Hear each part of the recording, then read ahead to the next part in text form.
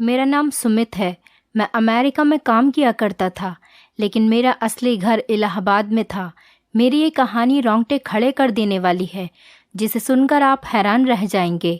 मैं जब 5 साल का था, तब मेरे माँ बाप की एक कार एक्सीडेंट में मौत हो गई। उसके बाद से मेरे बड़े भाई ने ही मेरा ध्यान रखा, मुझे पढ़ाया लिखाया, इस काबिल बनाया कि आज मैं पढ़ लिख कर अमेरिका में बहुत अच्छी नौकरी कर रहा हूँ। अब मैं शादीशुदा हूँ। मेरी पत्नी का नाम काजल है। मेरी शादी 6 महीने पहले ही हुई थी। मैंने अपनी पसंद की शादी की थी। मेरे एक दोस्त की शादी थी और इसी की शादी में मैंने काजल को पहली बार देखा था। वो कम उम्र और खूबसूरत होने के साथ साथ बहुत ही शर्मीली लड़की थी और इसी बात ने मुझे उसकी तरफ दीवाना कर दिया था। मेरे माँ बाप तो नहीं थे, लेकिन बड़े भैया और भाभी थे।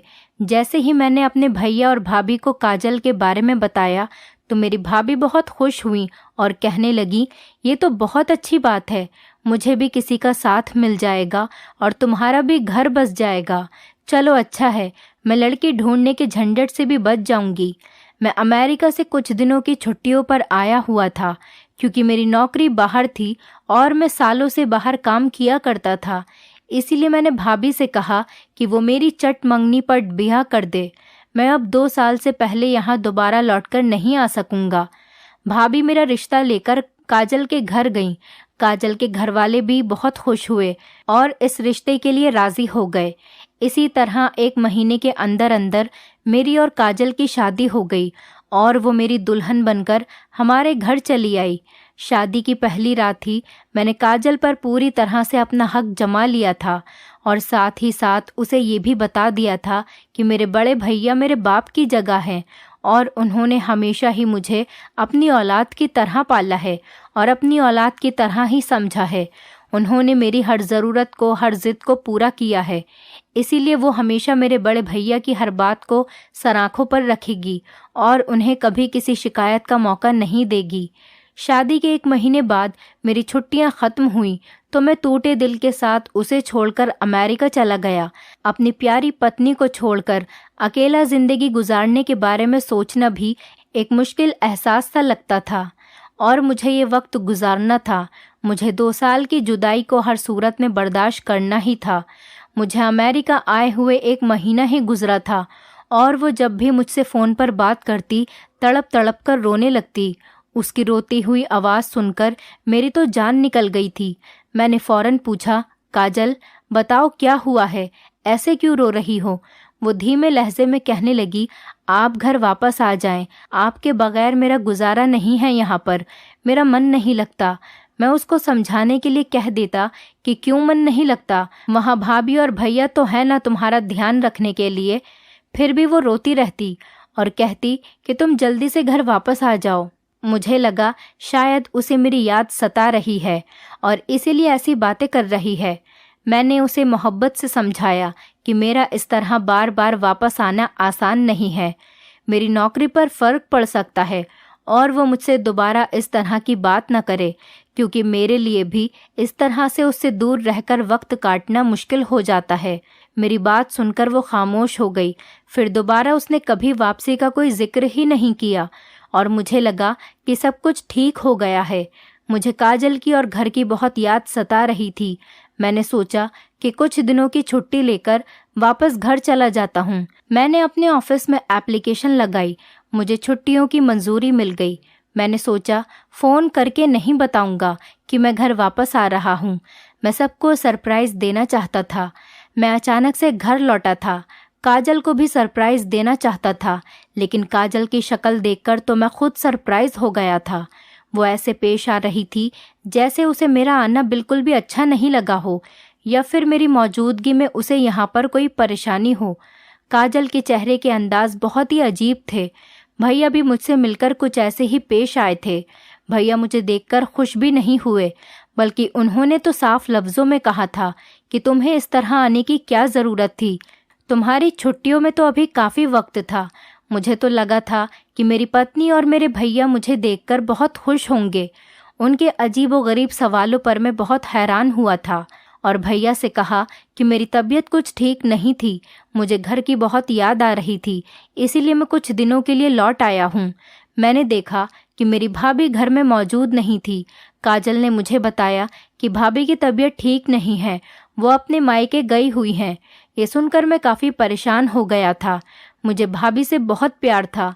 मैंने उनसे मिलने की बात की तो भैया ने मुझे रोक दिया और कहने लगे, वो तुम्हें देखेंगी तो यहाँ आने की जिद करेंगी। उसकी तबीयत बहुत ख़राब है, उसे कुछ दिन आराम करने दो। कुछ दिन बाद मैं उसे खुद वापस ले आऊँगा। भैया की बात सुनकर मैं रुक गया। काजल हर वक्त घर के कामों में ही बिजी रहती थी और जब रात को कमरे में आई तो उसके अंदाज वैसे नहीं थे जैसे कि मैं उम्मीद कर रहा था। काफ़ी दिनों बाद मैं लौटकर उसके पास आया था और वो बिल्कुल नॉर्मल सी पेश आ रही थी। ना ही उसके अंदर जज्बात की कोई तड़प थी और ना ही मिलन की तमन्ना। वो मेरे बराबर में आकर आंखें बंद करके लेट गई, जैसे सोना चाहती हो।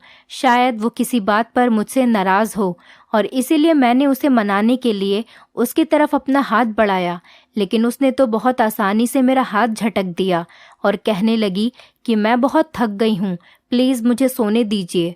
ये कहकर उसने कमरे की लाइट भी बुझा दी। मेरे सारे अरमान मिट्टी में मिल गए। मैं खामोश रह गया। जिस औरत के लिए मैं अपनी नौकरी दांव पर लगाकर वापस आया था, उसे तो मेरी कोई परवाह ही नहीं रही थी।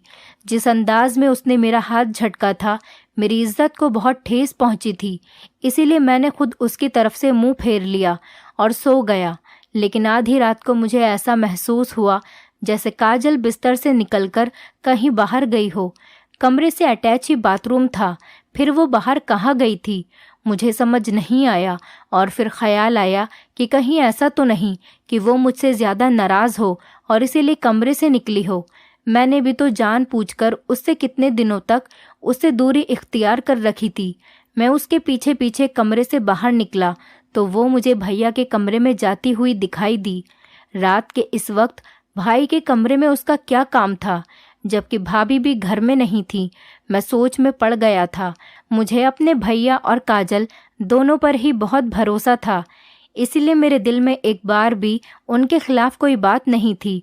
और मैं भैया के कमरे की तरफ बढ़ गया कि शायद वो किसी काम से वहाँ पर गई हो, लेकिन कमरे के दरवाजे पर पहुँचते ही ऐसा लग रहा था जैसे मेरे पैर जंजीर से बंध गए हों। कमरे के अंदर से आती आवाज़ों ने मुझे हिलाकर रख दिया था। मैं सोच भी नहीं सकता था कि मेरी पत्नी मेरे पीछे इतनी घटिया हरकत भी कर सकती है। मैं चाहता तो उसी वक्त कमरे के अंदर दाखिल होकर काजल और अपने भैया को रंगे हाथों पकड़ लेता, लेकिन ऐसा करने से हर रिश्ते का भरम टूट जाता और मैं इस भरी दुनिया में अकेला रह जाता। इसीलिए मैंने सब्र से काम लिया था और सोचा था कि मैं काजल के मुंह से सब कुछ जानकर रहूँगा कि आखिर उसने मुझे छोड़कर आधी रात को मेरे भैया के कमरे में जाना क्यों ज़रूरी समझा। मैं कमरे में जाकर वापस बैठ गया और फिर काफ़ी देर के बाद जब काजल वापस लौटी तो मुझे जगा हुआ देखकर उसके चेहरे का रंग बदल गया। मैंने उससे पूछा कि तुम कहाँ पर गई थी, तो वो घबराकर कहने लगी कि मैं हवा खाने के लिए ऊपर छत तक गई थी। उसके झूठ ने मेरा शक यकीन में बदल दिया था, क्योंकि मैं जान गया था कि वो मेरी आंखों में धूल झोंक रही है। लेकिन मेरे भैया ऐसा कैसे कर सकते थे? वो तो मेरे सगे भाई हैं, जिसे मैंने अपने बाप का दर्जा दे रखा था। और मेरे भैया अपनी पत्नी से बहुत मोहब्बत करते थे। वो अपनी पत्नी को धोखा नहीं दे सकते थे। तो फिर आधी रात को मेरी पत्नी और उनके बीच में क्या चल रहा था? मेरी भाभी अपने मायके क्यों गई हुई थी, जबकि आज तक कभी मैंने अपनी भाभी को मायके में रहते हुए नहीं देखा था। मेरे अंदर एक तूफान जाग रहा था और इस तूफान को इसी वक्त थमना था जब सच्चाई पूरी तरह खुलकर मेरे सामने आ जाती। मैं पूरे 3 महीने से यहाँ नहीं था और उन 3 महीने में मेरे पीछे यहाँ क्या कुछ हुआ था, ये सब कुछ देखते देखते मुझे 15 दिन गुजर गए। मुझे ये सब कुछ जानना था, लेकिन उससे पहले मुझे अपनी पत्नी को अपने भैया के कमरे में जाने से रोकना था। अगले ही दिन मेरी पत्नी आईने के सामने खड़ी होकर तैयार हो रही थी और मैं बिस्तर पर लेटकर उसे अपनी आंखों से देख रहा था। मैं उसकी नज़र में एक सोता हुआ इंसान था, लेकिन हकीकत में तो मैं जाग रहा था। रात को इस वक्त अपनी पत्नी को तैयार होता देखकर मुझे हरगिज़ भी खुशी नहीं हो रही थी, क्योंकि मेरी पत्नी मेरे लिए तैयार नहीं हो रही थी, बल्कि उसकी ये तैयारी तो मेरे बड़े भैया के लिए थी। मेरा वो बड़ा भाई जिसे मैंने अपने बाप का दर्जा दे रखा था। मेरी पत्नी आधी रात को इसके कमरे में चली जाया करती थी और मैं ये बात अच्छी तरह से जानता था कि वो वहाँ क्या होता है। हमेशा की तरह इस रात भी मेरा दिल चाह रहा था कि मैं उठकर अपनी पत्नी का हाथ पकड़ लूं और उसे अपने बड़े भैया के कमरे में जाने से रोक दूं, लेकिन मैं मजबूर था।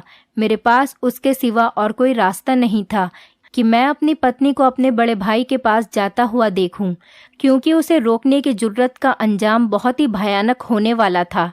मेरी पत्नी काजल की उम्र सिर्फ 20 साल की थी।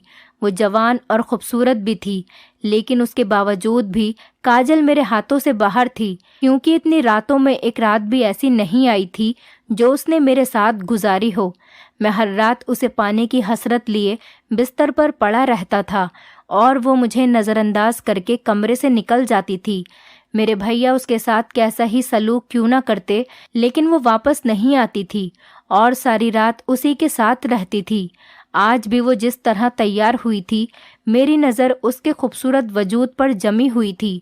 और फिर वो खामोशी से कमरे से बाहर निकल गई और थोड़ी देर बाद अजीबोगरीब आवाज़ों का सिलसिला शुरू हो गया और मैं बस अपने बिस्तर पर लाचारों की तरह पड़ा रहा।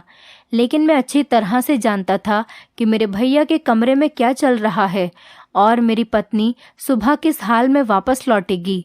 दिल तो चाहता था कि मैं अपने भैया के कमरे में जाऊं और हाथ पकड़कर अपनी पत्नी को वहां से वापस ले आऊं, लेकिन मैं बहुत मजबूर था। अगर मैं ऐसा करता तो हमेशा के लिए अपनी पत्नी को खो देता और मैं काजल को हरगिज़ नहीं खोना चाहता था। मैं उससे दीवानों जैसी मोहब्बत करता था और इसी के लिए तो मैं अपनी अमेरिका की इतनी बेहतरीन नौकरी छोड़कर वापस लौट आया था। लेकिन मुझे क्या खबर थी कि मेरे पीछे यहाँ क्या हो चुका था। ये राज जब मुझ पर खुला, जब मैं अपनी पत्नी की मोहब्बत में सब कुछ छोड़कर वापस आ गया और यहाँ आने के बाद मुझे पता चला कि मेरी पत्नी तो मेरे बड़े भैया की गुलाम बन चुकी है। मेरी तो दुनिया ही लुट गई थी। शुरू में तो मुझे इस बात पर यकीन नहीं आता था कि मेरी पत्नी हर रात मुझे छोड़कर मेरे भैया के कमरे में चली जाती है, लेकिन आहिस्ता आहिस्ता मुझे पता चला कि वहाँ सारी रात उन दोनों के बीच क्या होता है। एक पति होने के नाते मेरी बर्दाश्त से बाहर था, लेकिन फिर भी मैं सब कुछ बर्दाश्त करने पर मजबूर था। मेरी पत्नी को कमरे से गए आधा घंटा भी नहीं हुआ था और मेरे बड़े भैया के कमरे से आवाज़ आने लगी थी। अपनी बीवी की ऐसी आवाज़ सुनकर मेरी आंखों में आंसू आने लगे थे कि मैं अपनी पत्नी के साथ ही समझौता देख रहा था, लेकिन कुछ कर नहीं पा रहा था। मैंने सब्र का घूंट पी लिया था। शायद यही मेरा मुकद्दर था और यही मेरा नसीब। सुबह के वक्त जब काजल अपने कमरे में बुरी हालत में और लड़खड़ाती हुई वापस आती थी, मुझे ही पता होता था कि वो किस हाल में वापस लौटी है, लेकिन उसके बावजूद मैं अंधा, बहरा और गूंगा बिस्तर पर पड़ा हुआ था। और फिर वो खामोशी से मेरे पास लेट गई, जैसे रात कमरे से बाहर ही नहीं निकली हो। और मैं भी अपनी जगह अनजान बन गया था ताकि हमारे रिश्तों को बचा सकूं, क्योंकि इस रिश्ते को ख़त्म करना मेरे बस में नहीं था। फ़िलहाल मेरे पास नौकरी भी नहीं थी, क्योंकि अब तो मैं सब कुछ छोड़कर अमेरिका से वापस लौट आया था। इसीलिए आधे दिन बाद बिस्तर से निकला। काजल मुझसे पहले उठकर घर के कामों में बिजी हो गई थी और न वो मुझसे नज़र मिलाती थी और ना ही वो किसी तरह की बात मुझसे किया करती थी और ना ही मैं। पता नहीं ये कैसा अजीब सिलसिला था जो हम दोनों के बीच पिछले कई दिनों से चल रहा था। मैं खुद को और काजल को इस दलदल से निकालना चाहता था, क्योंकि अब इस तरह की ज़िंदगी गुजारना मेरे लिए नामुमकिन हो चुका था। मैं सच्चाई का पता लगाना चाहता था। मैं सब कुछ जानना चाहता था कि मेरे पीछे यहाँ क्या क्या हुआ है, लेकिन उससे पहले मुझे अपनी पत्नी को अपने भैया के कमरे में जाने से रोकना था। और इसीलिए अगली रात मैंने सोने के बजाय जागने का फैसला किया। रात के 2 बज रहे थे और मैं टीवी खोलकर बैठा हुआ था। काजल किसी बिन पानी की मछली की तरह बेचैन यहाँ से वहाँ तड़प रही थी और जब कुछ वक्त और गुजरा तो गुस्से में आ गई और कहने लगी कि कब तक जागोगे आप, बहुत रात हो गई है, टीवी बंद करो और लाइट भी, और सो जाओ। तो मैंने कोई जवाब नहीं दिया, तो उसने आगे बढ़कर खुद ही टीवी और लाइट बंद कर दी। मजबूरन वो आंखें बंद करके बिस्तर पर लेट गई। मैं भी बराबर खामोशी से लेट गया। जब कुछ वक्त बाद उसे लगा कि मैं सो गया हूँ तो वो पिछली रात की तरह फिर से तैयार होकर कमरे से बाहर निकल गई और मेरे दिल में आग जल उठी। उसके जाते ही मैं भी कमरे से बाहर निकला और देखा तो वो भैया के कमरे में दाखिल हो गई थी और दरवाज़ा अंदर से बंद कर लिया था। मैं फौरन स्टूल पर खड़ा हुआ और रोशनदान के करीब चढ़ा और झांककर अंदर देखा तो अंदर का नज़ारा देखकर तो मेरे होश ही उड़ गए। मेरी पत्नी मेरे भैया के करीब खड़ी थी और मेरे भैया के हाथ में एक जलती हुई मोमबत्ती थी जिसे भैया ने काजल की हथेली पर रख दिया था और काजल बिल्कुल इस तरह खामोश पड़ी थी जैसे बेजान मूरत हो। इसके बाद जो कुछ हुआ वो देखकर मेरे रोंगटे खड़े हो गए। काजल तो वही सब कुछ कर रही थी जो भैया उससे करवाना चाहते थे। काजल की हालत ऐसी थी कि अगर भैया उसे छत पर उल्टा लटकने को कहते तो शायद वो उससे भी इनकार नहीं करती। लेकिन ये सब क्या था और क्या हो रहा था मैं नहीं जानता था। इस रात में चुपचाप ऐसे ही वापस लौटकर अपने कमरे में जाकर लेट गया और अगली रात मैंने फिर से काजल को किसी तरह भैया के पास उनके कमरे में जाने नहीं दिया था। जैसे ही वो उठकर तैयार होने लगी मैं फौरन से बिस्तर से उठा और उसका हाथ पकड़कर उसे बैठाया और कहा कि आज की रात तुम कमरे से बाहर नहीं जाओगी। मेरा लहजा और मेरा अंदाज़ा देखकर वो खामोश हो गई। फिर कुछ देर बाद बिस्तर पर बुरी तरह से तड़पने लगी। उसकी हालत बिल्कुल ख़राब हो गई थी। फिर मेरे बाजू में झूल गई थी। ऐसा लग रहा था जैसे वो कुछ पल की मेहमान हो। मैं बुरी तरह से घबरा गया कि ज़ोर ज़ोर से चीखने लगा। मेरी आवाज़ मेरे भैया सुनकर कमरे से निकलकर मेरे पास चले आए और काजल की ऐसी हालत देखकर मुझसे कहने लगे कि इसे मेरे कमरे में जाकर लिटा दो।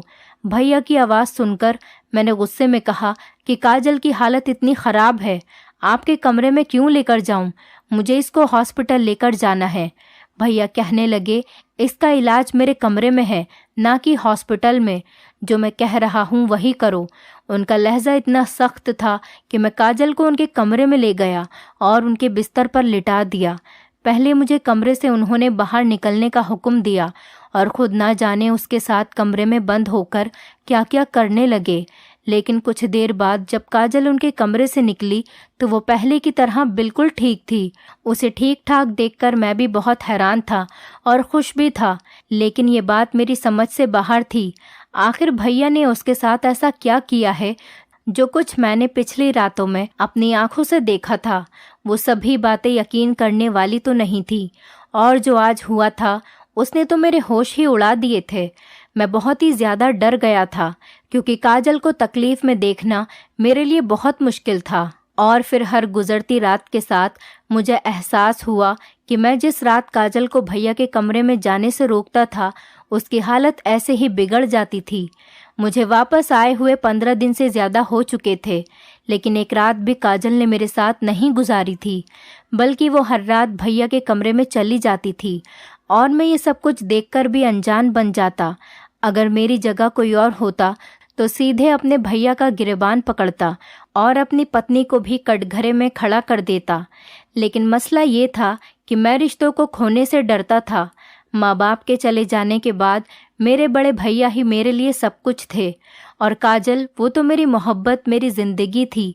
लेकिन वो दोनों मिलकर जो कुछ भी कर रहे थे उसके पीछे क्या वजह थी, ये जानने के लिए मैं घर से निकल गया था और सीधे अपनी भाभी के मायके पहुंचा, क्योंकि मेरे पीछे यहाँ जो कुछ भी हुआ था अगर इसके बारे में किसी को कुछ पता था तो वो थी मेरी भाभी। जब मैं भाभी के दरवाजे पर गया और मैंने उनका दरवाज़ा खटखटाया, भाभी ने दरवाज़ा खोला और वो मुझे देखकर पहले तो बहुत हैरान हुई और फिर खुशी से मेरा हाथ पकड़कर मुझे अपने घर के अंदर ले गईं और कहने लगी, मैंने तुम्हें बहुत याद किया। मैं पिछले 2 महीने से यहाँ पड़ी हुई हूँ और तुम्हारे भैया ने एक बार भी पलटकर मुझे नहीं देखा। मैंने हैरानी से पूछा कि आपकी तबीयत ठीक है? मुझे तो बताया गया था कि आप बीमार हैं। भाभी ने हंसकर मेरी तरफ देखा और कहने लगी, बीमार मैं नहीं बल्कि वो लोग हैं जो मुझे बीमार कर रहे हैं। इलाज की ज़रूरत उन लोगों को है, मुझे नहीं। भाभी का अंदाज़ बहुत अजीब था। मैंने कहा, भाभी मुझे सच सच बताइए कि मेरे पीछे यहाँ पर क्या क्या हुआ है। मैं जब से यहाँ आया हूँ भैया और काजल का रवैया देखकर मैं बहुत परेशान हूँ। मेरी पत्नी तो मेरी रही ही नहीं। मैं जाऊं तो कहाँ जाऊं। मुझे परेशान देखकर भाभी ने तसल्ली दी और कहने लगी, सब कुछ ठीक हो जाएगा, तुम फिक्र मत करो। और फिर भाभी ने मुझे एक ऐसा राज बताया जिसे सुनकर मेरे रोंगटे खड़े हो गए। जो कुछ मैं देख रहा था वो वैसा नहीं था जैसा मुझे नजर आ रहा था। सारी हकीकत जानकर मेरी तो जान ही निकल गई थी। आज भाभी के पास आकर मुझे पता चला कि सब कुछ ठीक नहीं हुआ था, बल्कि पूरी तरह बिगड़ गया था। भाभी ने बताया, एक दिन जब मुझे काजल ने रोते हुए फ़ोन किया था। दरअसल वो बहुत ज़्यादा परेशान थी क्योंकि भैया ने उस पर जादू करवाना शुरू कर दिया था और उसकी तबीयत बहुत ज़्यादा ख़राब रहने लगी थी। मेरे भैया मेरी शादी नहीं करवाना चाहते थे क्योंकि मेरे भेजे हुए पैसों से वो शहर में अपने नाम की जायदाद बना रहे थे और वो नहीं चाहते थे कि मेरी फैमिली बने। इसीलिए उन्होंने मेरी शादी तो करवा दी, लेकिन मेरे अमेरिका वापस जाने के बाद भाभी मेरी पत्नी को भैया के नापाक इरादों से बचा नहीं पाई और भैया ने मेरी पत्नी को कई तरीकों से तंग करना शुरू कर दिया था। लेकिन जब काजल तकलीफ बर्दाश्त करती चली गई तो उन्होंने काले जादू का इस्तेमाल शुरू किया और काजल को अपने काबू में कर लिया। आधी आधी रात को वो काजल को अपने जादू के आसार में करके उस पर पढ़ाई करते, कभी उसका हाथ जलाते तो कभी उसको पढ़ पढ़कर तकलीफ देते और इसीलिए उसकी ऐसी आवाज़ें निकलती थीं। लेकिन वो कभी भी भैया के खिलाफ नहीं जाती थी। भैया उस पर काला जादू कर रहे थे जिससे वो जिंदगी भर के लिए ना सिर्फ उनके गुलाम हो जाती बल्कि वो बे औलाद भी रहती। भाभी ने भैया को रोकना चाहा तो भैया ने उनकी बात नहीं मानी और इसीलिए भाभी ने गुस्से में घर छोड़ दिया था। भैया दौलत के लालच में इस कदर अंधे हो गए थे कि उन्होंने सारे रिश्तों को एक साथ दांव पर लगा दिया था। काजल भी हर रात इस जादू के असर में उनके कमरे में पहुंच जाया करती थी और जिस रात नहीं जाती थी उसकी तबीयत बिगड़ जाती थी। ये सब सुनकर मेरी जान निकल गई थी। फिर भाभी ने मुझे उस जादूगर का पता दिया जिसके साथ मिलकर भैया ये सब कुछ करवा रहे थे। भाभी ने कहा कि अगर तुम अपने भैया से ज़्यादा पैसे उस जादूगर को दोगे तो वो तुम्हारे लिए ये काम ज़रूर करेगा और सब कुछ ठीक हो जाएगा। मैंने ऐसा ही किया और उस जादूगर को बहुत ज़्यादा पैसे दिए तो उसने न जाने ऐसा क्या किया कि भैया का जादू ही उल्टा पड़ गया। काजल ने तो उनके कमरे में जाना छोड़ दिया था, लेकिन अब हर रात उनके कमरे से उनके चीखने की आवाज़ आने लगी थी। कुछ दिन ये सिलसिला ऐसे ही चलता रहा और फिर एक दिन भैया ने खुद हमारे कदमों में गिरकर हमसे माफ़ी मांग ली क्योंकि वो बहुत तकलीफ़ में थे और इस तकलीफ़ से निकलना चाहते थे। मैंने भैया को माफ़ कर दिया था लेकिन अपने रास्ते उनसे अलग कर दिए थे। मैंने हमेशा के लिए अमेरिका वाली नौकरी छोड़ दी थी और काजल के साथ एक अलग मकान में शिफ्ट हो गया था। कभी कभी रुपये, पैसे और जायदाद इंसान से उसके रिश्तों को दूर कर देते हैं और मेरे साथ भी ऐसा ही हुआ था। जायदाद के लालच में आकर मेरे भैया ने हर रिश्ते को खो दिया था। ना ही भाभी उनके साथ थी और ना ही काजल और मैं। क्या आप लोगों ने भी आज की दुनिया में ऐसे लालची लोगों को देखा है जिन्हें दौलत के आगे रिश्तों की कोई परवाह नहीं होती? अब मैं और काजल, हम दोनों ने अपनी एक अलग ही दुनिया बसा ली थी। मैं अब इलाहाबाद में ही काम करता था, कहीं भी किसी भी शहर में। अब काजल को अकेले छोड़कर नहीं जाऊंगा, मैंने उससे वादा किया था। दोस्तों, उम्मीद करती हूँ आपको हमारी कहानी पसंद आई होगी। कहानी पसंद आई है तो वीडियो को लाइक करें, चैनल पर नए हैं तो चैनल को सब्सक्राइब करें और हाँ, नोटिफिकेशन बेल को ज़रूर दबाएं ताकि अगली अपडेट सबसे पहले आपको मिले।